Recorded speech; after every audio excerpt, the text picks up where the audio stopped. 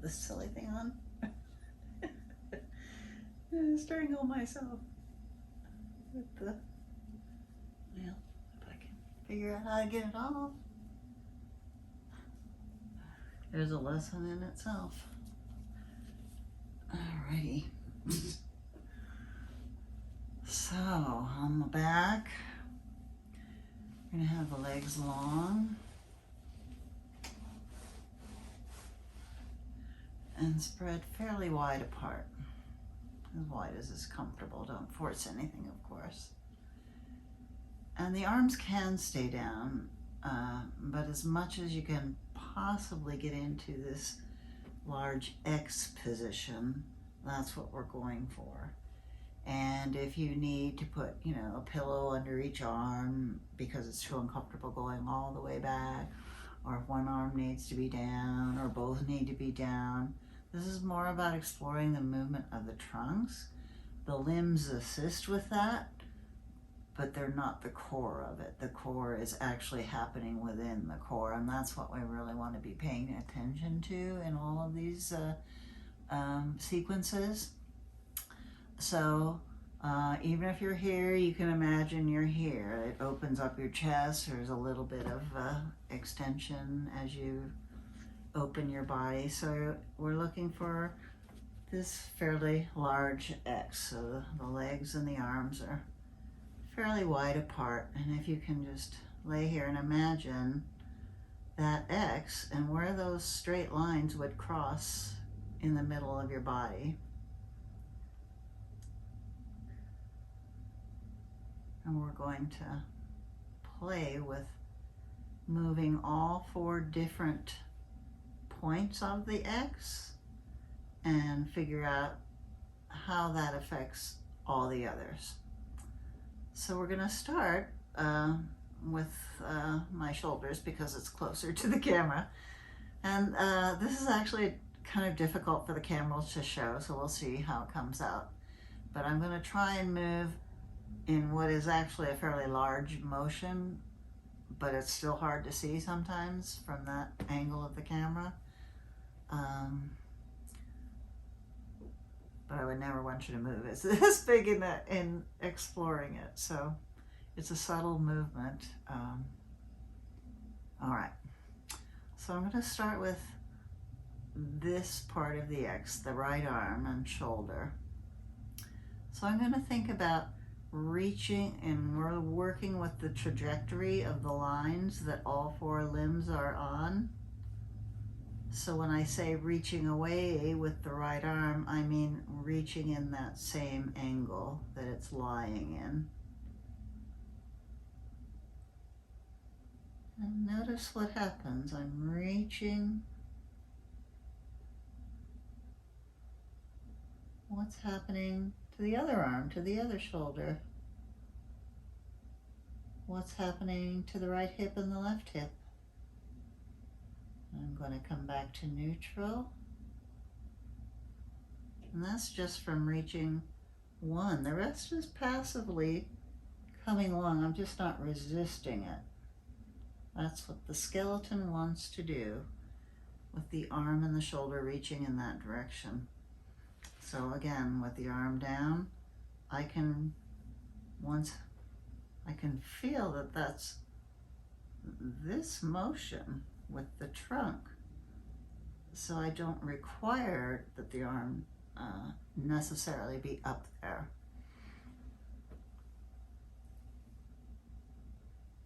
And then I can do just the opposite. I can draw the arm inward along that same angle. And notice what it does to the rest of my body. It may not be obvious on the camera, but what's happening is the right hip is coming up towards that shoulder. As the right shoulder goes down, and the left hip and the left shoulder are moving apart. I come back to neutral. And then I can do the same with the left. I can reach with the arm and let the rest of me follow. Come back to neutral. I can shorten, bring the arm towards me, and then come back to neutral. And one tends to affect the other so that they're doing just the opposite. So if I'm reaching with this arm, the right arm, notice the left arm tends to come down. So they're a complementary movement. Side to side. My left arm goes long, the right arm comes short, comes down towards the trunk. As the right arm goes long and the left arm comes short, the right ribs expand while the left ribs shorten. I come back to neutral. As I come the other way, just the opposite. The right ribs shorten and the left ribs expand.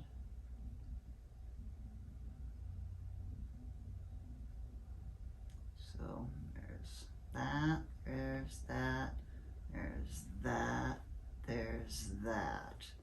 So you can start to see where that motion is coming through the body. The next is to play with the legs, and so I'm going to reach long with the left leg, and it's more important about what the pelvis is doing. So I draw the leg long, and my left hip is going down, and my right hip is coming up. And then I let the leg come back to neutral, and then I can shorten the leg. It's kind of like hiking the hip. I shorten the leg, and the left hip comes up while the right goes down. Down, lengthen the left leg, neutral, shorten the left leg, neutral. And the same with right. Obviously, moving the left intentionally is also passively moving the right.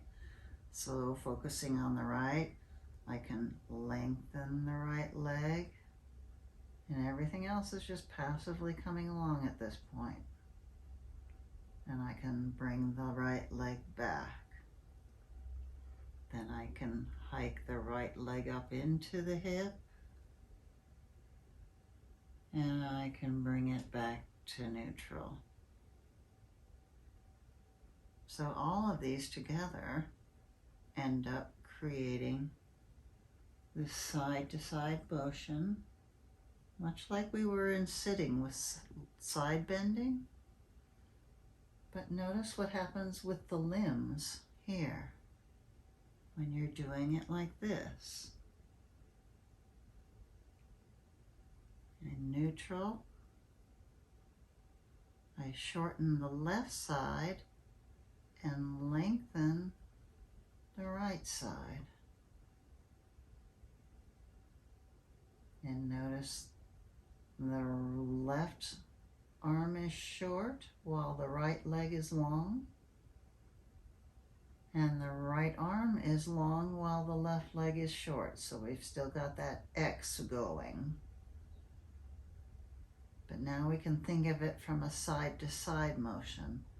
The left side shortens, the hip and the shoulder come together, while the right side fans out and the right shoulder and the right hip move apart. And then back to neutral. And then just the opposite, shorten the right side. The right hip and the right shoulder come together while the left hip and left shoulder expand. And so we still have that cross body motion going on, even if we think about it as a strictly lateral move.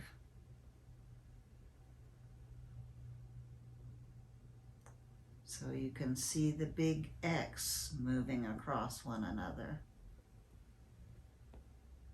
Or you can see, feel one side shortening, one expanding, the other side shortening, the other side expanding.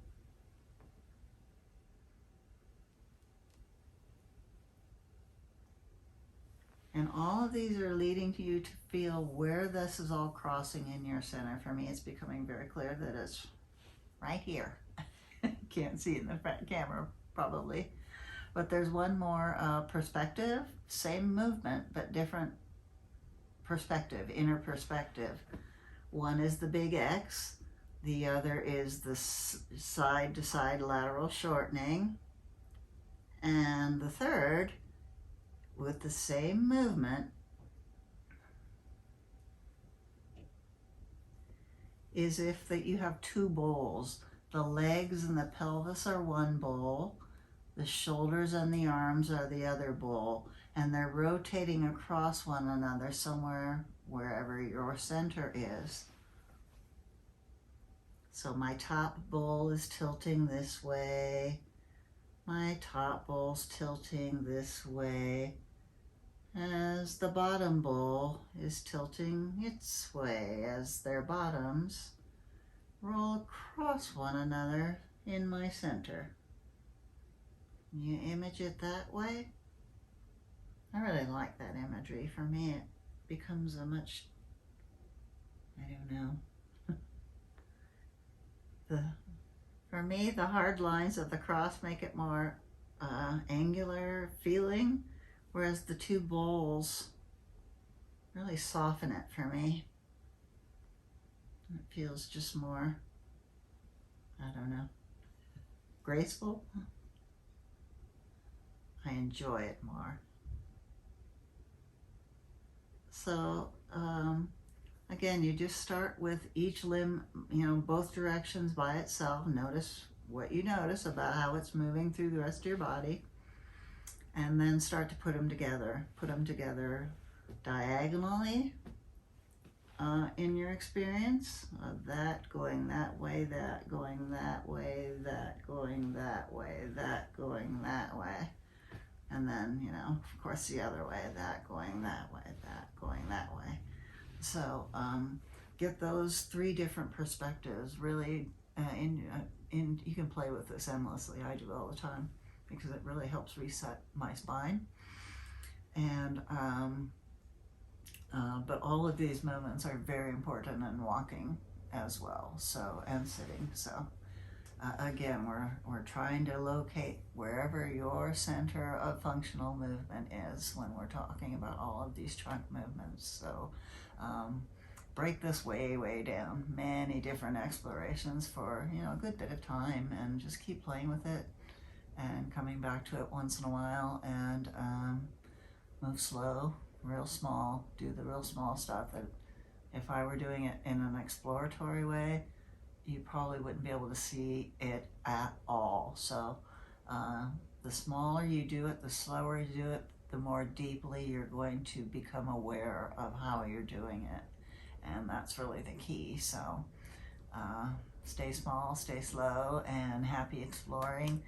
And yeah, that's a really good one, the big X. So another, I'll save the other stuff for another day. But this is enough exploration on your back. This X is X bowl, side to side, whatever you want to call that. Exploring that through three different ways. It's three very different perceptions, and I'll be interested to hear what people think about that.